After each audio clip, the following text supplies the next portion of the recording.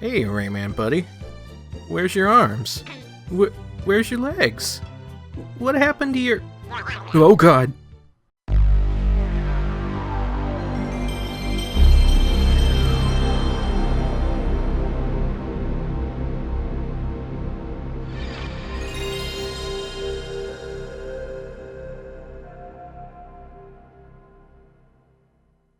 And now we come to one of the most historically important games in the PlayStation's launch lineup.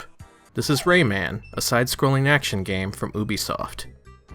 Unlike many of the PlayStation's earliest games, Rayman didn't attempt to break new ground in 3D space. It focuses squarely on an established genre, the mascot-driven 2D platformer. At the time, the mascot platformer had reached the height of its popularity on the Super NES and Sega Genesis, and Rayman debuted right as 2D side-scrollers were on the verge of a quick decline. Rayman is a real standout visually. Its painted backgrounds are vibrantly colorful, and its sprites are very well animated compared to similar games at the time. Part of the reason why Rayman's aesthetic works so well on the PlayStation is due to its unique character design. Most characters in Rayman don't have limbs, leaving their hands and feet floating independently. This creates an illusion of fluid movement. This also had the benefit of bypassing technical hurdles. The PlayStation's limited amount of RAM meant that developers could devote very little space to animating 2D sprites, something that wasn't a problem for cartridges but would prove to be a challenge for the CD-ROM format. Rayman's stylistic choices were an ideal solution in this case. Rayman was created by Michel Ancel, a graphic designer who would later go on to direct games like Beyond Good and Evil.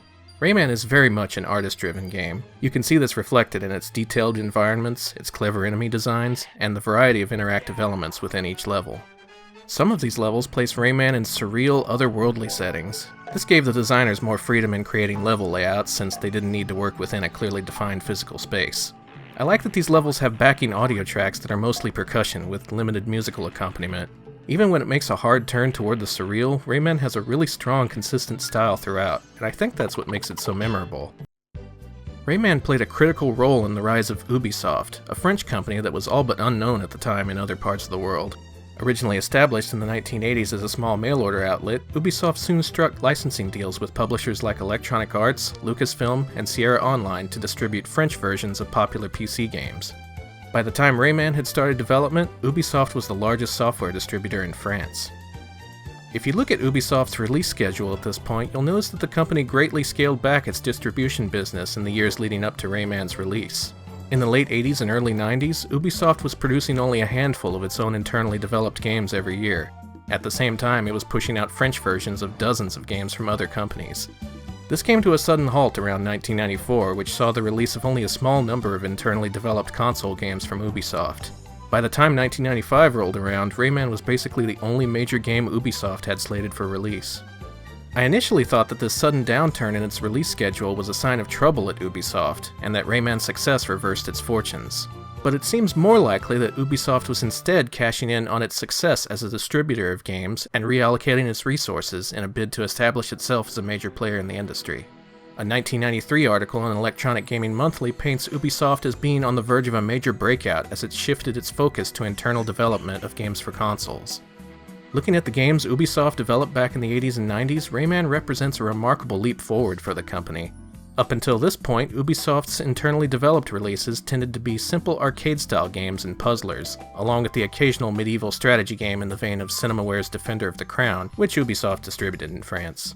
Ubisoft was banking on Rayman to become a major success, but it took many years and multiple development setbacks before it finally launched in the form that we're familiar with. As you can see here in the screenshots from French magazine Pix and Love, Rayman was originally envisioned as a Super NES game. Years into its development, Ubisoft scrapped the Super Nintendo version and announced Rayman as an exclusive for the Atari Jaguar, a cartridge-based console that sold poorly and only saw a handful of games released before it was discontinued in 1996. Ubisoft apparently saw the writing on the wall with the Jaguar before Rayman's release, and began developing ports for the PlayStation, Sega Saturn, and DOS PCs, which were released around the same time. The years of work that went into Rayman's development paid off in a big way. Rayman ranked as a top 40 seller across all platforms in the United Kingdom for 261 weeks, the longest any game has ever charted in the region. It's been 160 weeks in the top 20. Rayman also has the honor of being the single biggest selling PlayStation game of all time in the UK. That's right, a launch-era 2D PlayStation game outsold Tomb Raider 2, Gran Turismo, and other games that arrived after the console had achieved mainstream success. There must be something about Rayman that resonated with audiences in Europe especially, because I don't recall it having the same impact here in North America. It sold well enough to earn a re-release as part of Sony's Greatest Hits label, and critics liked it at the time, but I rarely see it mentioned in discussions about the PS1's all-time greats. I suppose it's a logical extension of the sort of mascot platformers you saw on European computers at the time. Rayman has more in common with, say, Zool than it does with Mario or Sonic the Hedgehog. Rayman was a major success on PlayStation, and it was a smash hit on PCs, where it was a consistent moneymaker years after its initial release. By 1999, Rayman had sold more than 3 million copies worldwide, thanks to frequent reissues and compilations like Rayman Designer and Rayman Forever. Each subsequent PC version of Rayman added a collection of new levels to the base game, including several fan-made maps designed using the official level creation toolkit Rayman Mapper. It's kind of amazing to think that so many people played and apparently enjoyed Rayman because the game itself is brutally difficult. The first world isn't so bad. It's actually a pretty solid mix of platforming challenges that do a good job of teaching players how to use Rayman's unique abilities. Starting in the second world though, Rayman becomes much tougher. Levels are filled with instant kill pits and spikes, and new platforming gimmicks and traps are introduced throughout. By the time you get to the game's later levels, you'll be dying many times between checkpoints.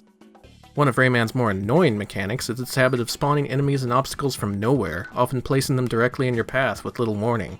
This isn't a technical limitation or a programming bug. If Rayman passes through one of many invisible tripwires throughout each level, a specific sound cue will play, and new enemies and traps will suddenly appear to make things more difficult.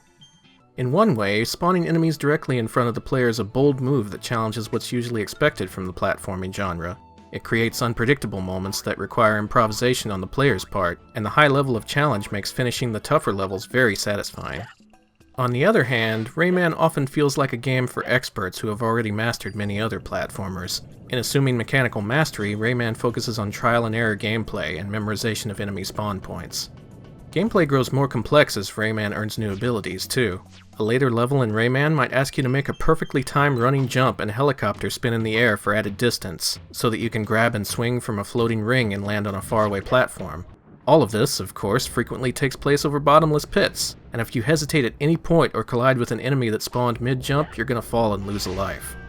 Bosses are another major roadblock. Each boss in Rayman takes many hits to kill, and they lower their defenses very rarely, so fights can take several minutes. The entire time you're dodging tricky attack patterns that grow more difficult as the fight goes on. It's also worth noting that these bosses are found at the end of levels that are already extremely challenging to begin with. Every level in Rayman consists of a series of short stages that ramp up in difficulty. So let's say that after hours of practice, you finally reach segment 5 out of 6 segments in a given level. If you lose all your lives there, you need to start all over from segment 1. Boss levels are like this too. You can spend a long time working your way up to a boss only to drain all of your lives pretty much instantly because you haven't learned their attack patterns yet. To earn a rematch, you need to go all the way through the preceding levels again, and given the difficulty of the boss fights, you probably won't beat the boss on your second attempt either. The game's latter half especially has some of the most challenging stages I've seen in any video game. This level here has a long auto-scrolling sequence that competes with the worst of Donkey Kong Country's minecart levels, at least in terms of sheer hatefulness.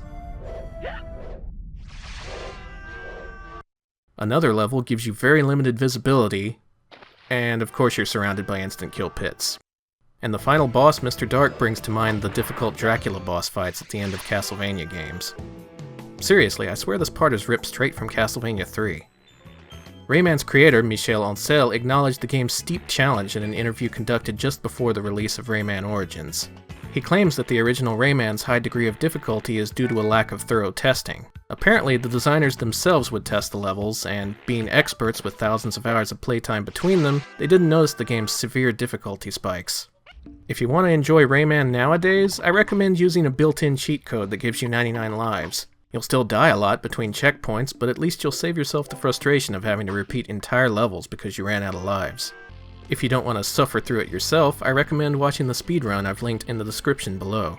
The runner, Spike Vegeta, does a good job of explaining what makes the game as difficult as it is, and the run itself has a bunch of really dramatic, unexpected moments that make it really fun to watch. Despite its unrelenting difficulty, Rayman was a major success for Ubisoft, and a sequel entered production soon after. Originally planned as another 2D platformer, Rayman 2 eventually shifted to 3D before launching for the Nintendo 64 and PCs in 1999. If you play the later PlayStation port of Rayman 2, you can actually unlock a level from the cancelled 2D version. Rayman saw a couple more 3D sequels and spin-offs afterwards. One scrapped sequel was later reworked to become Rayman Raving Rabbids, which established a template for literally hundreds of Wii minigame compilations that would come afterward from Ubisoft and pretty much every other publisher in the world at the time. While Rayman's creator, Michel Ancel, was credited in Raving Rabbids, he was not involved in the development of the finished product. Ancel would later return in a director's role for Rayman Origins, a 2D platformer that looks and plays a whole lot like the original Rayman, only it has a more friendly difficulty curve and gives players unlimited tries to finish each level. Ubisoft followed up on Rayman Origins in 2013 with another 2D sequel, Rayman Legends, which shares some eerie similarities with the circumstances surrounding the original Rayman's release. See, Rayman Legends was originally supposed to be an exclusive for Nintendo's Wii U console. After Raving Rabbids, Ubisoft released a string of successful games for the Nintendo Wii, and banked on the Wii U becoming a worthy successor console. When it wasn't, Ubisoft put the brakes on all future development for the Wii U and made Rayman Legends a multi-platform release, selling millions more copies as a result. And that's pretty much exactly what happened with the original Rayman. Would Ubisoft even exist today if Rayman had remained an exclusive to the Atari Jaguar? Considering that the company grew very quickly in the years after Rayman's release, the game's success likely played a significant role in Ubisoft's current status as the third largest video game publisher in the world. Rayman was an important milestone for the video games industry. It transformed a distributor of other people's games into a canny publisher with its own stable of high-quality, internally developed games, and the lessons Ubisoft learned with Rayman still apply today. Rayman Legends demonstrates that Ubisoft is still willing to overhaul its business plans in the event of unexpected market developments, something that it regarded with keen awareness even as far back as 1995 with the multi-platform release of Rayman. Next time, we're closing out the PlayStation's North American launch lineup with Kill Eek, the DNA Imperative, the platform's first ever first-person shooter. We've got a lot more ground to cover after that, so be sure to subscribe if you want to see what's next. See you soon.